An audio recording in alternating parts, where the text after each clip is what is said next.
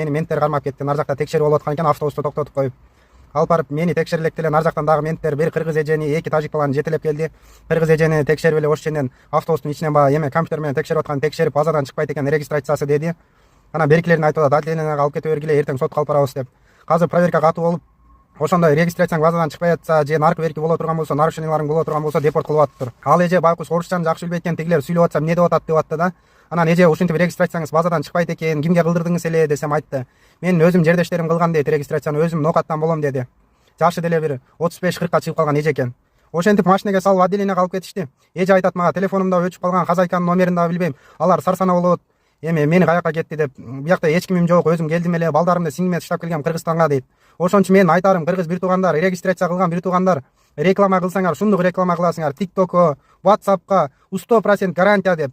Колуңардан келбесе бирөөнү алдап акчасын алып регистрация кылбай эле койгулачы, сураныч.